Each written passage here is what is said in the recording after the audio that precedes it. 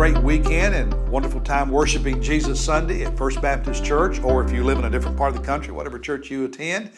Today we continue our reading through the book of Galatians. We're in chapter 2. And what I wrote at the top of my journal is the power and influence of a crowd. You'll remember that in Galatians, Paul is writing this letter to a group of churches in the Roman province of Galatia, which is in south central Turkey today. And these are churches that he started on his first missionary journey, and we're told about it in the book of Acts, chapters 13 and 14. Well, there was a group of people from Judea, from Jerusalem, who had become Christians. They were of a Jewish background, so they were Jews who had become believers in Jesus. But they struggled to believe that you could really be saved without also respecting and following some of the traditions of Judaism, in particular circumcision. So they had gone to the churches in Galatia and started teaching this and creating problems. So Paul writes this letter to correct that false teaching, that it's faith only, not faith plus anything. Okay? Not Jewish traditions, not baptism, not works. It's faith in Jesus that changes your life.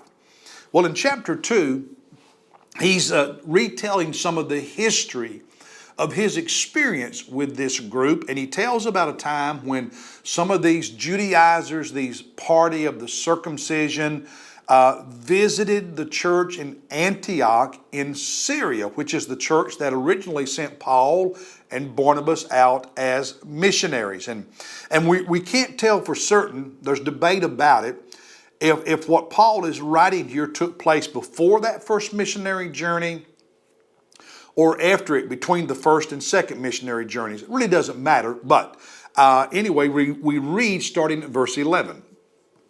He says, "But when Cephas," that is Peter, "came to Antioch," now this is Antioch in Syria, the church that sent he and Barnabas out, he says, "I opposed him to his face." So Paul and Peter had some conflict, because he stood condemned.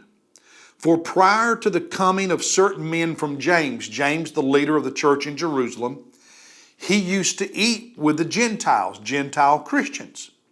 "But when they came, he began to withdraw and hold himself aloof, fearing the party of the circumcision." Because some of the Jewish traditions was not just circumcision, but some were these food laws and the ways you were to ceremoniously wash yourself before eating.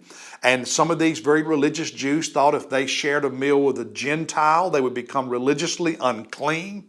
Apparently that's what some of these thought. And Peter becomes intimidated by them, and he stops eating with the Gentile believers, Gentile Christians. He says in verse 13, "The rest of the Jews joined in hypocrisy." The Jews who had become believers in Jesus there in Antioch joined with these Jewish Christians from Jerusalem and stopped eating with their Gentile brothers and sisters who were part of the same church that they had been fellowshipping with and eating with prior to this group arriving in Antioch. And he says it got so bad in verse 13 with the result that even Barnabas was carried away by their hypocrisy. So not only are the Jewish Christians there no longer eating with their Gentile brothers and sisters, Peter and Barnabas have been intimidated by that crowd, by that group, and they stopped fellowshipping and eating with the Gentile brothers and sisters. And then Paul adds in verse 14, "But when I saw that they were not straightforward about the truth of the gospel, that they didn't have the courage to stand up and say, 'That's wrong,' they gave in to the pressure. He said, I said to Cephas, I said to Peter in the presence of all, I did it publicly, if you, being a Jew, live like the Gentiles and not like the Jews, how is it that you compel the Gentiles to live like Jews?" He said, "Peter, you hypocrite, you don't follow all of these Jewish traditions on your own. Why, now that this group is here, are you expecting the Gentiles to live like a Jew?" That's a hypocrisy. He called them out. That's the story. And there are a lot of lessons in that for us. Group pressure is real. I mean, group influence, it's powerful in the church, in a public school, in a private school, in a university setting. at the workplace, on a ball team, in the culture, the influence, the pressure of group think is powerful, and it can corrupt us.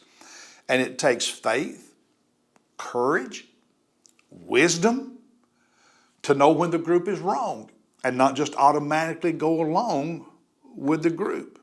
In our culture today, if you're a liberal or a Democrat, always believing what other liberals and Democrats say. If you're a conservative or a Republican, always believing what other conservatives or Republicans say.